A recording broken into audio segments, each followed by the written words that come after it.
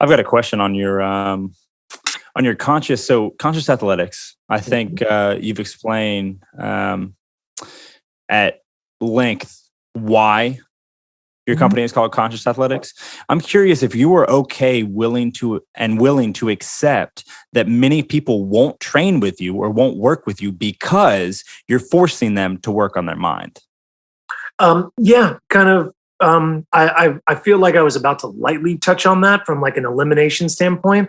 So with every person that wants to train with me, which is why I can't just have people just throw. I was thinking about making a scheduler online and like having people throw into my schedule and yeah, show up to my gym and I'll train you. And I'm like, no, I want to sit down with you. I want to go through an hour consultation. I want to know and just ask tons of different questions, really get to know you. And then I'm going to give you a complimentary session on how I think a training session should go for you at this point in time. Like I would rather give enough so that the people really understand what they're about to embark on than try to lead with like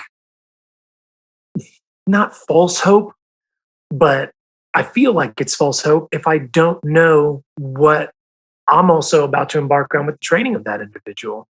If someone just shows up in my gym and is like, hey, Miguel, start training me, and I don't really know what's going on with them, I don't understand all this stuff, then it feels like I'm going to give them a false promise of like, oh, you're going to get to this point by the end of the month. Like, no, I'd rather really sit down and go through as much accountability and understanding as I need to so that I can really give you a good quality understanding of expectations and accountability so that we really get a properly vested image of what we're about to embark on.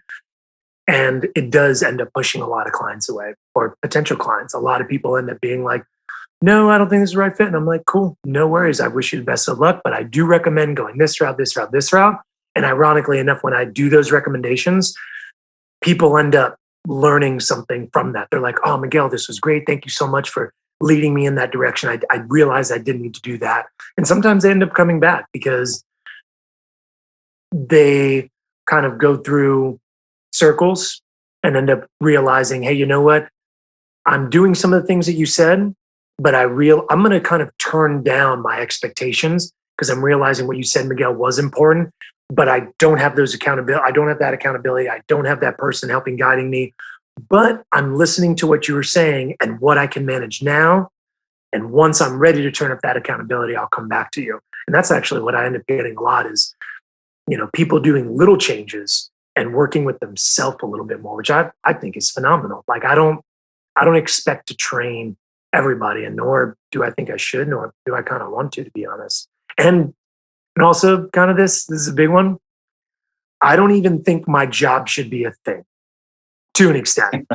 I really I tell you what, the first time uh, my dad told me when I became a trainer, because I dropped out of college. So I do have a lot of college credited classes that can go for stuff. Like if I go back and graduate, I got to finish for like a history, a chemistry, all things I definitely don't want to do, which is probably why I put that off for so long. But I've definitely, because of some advanced certifications and all the kinesiology stuff that I've done and whatnot, it's helped my college credits, to an extent. But I, yeah, I feel like, sorry, I'm kind of losing my train of thought here.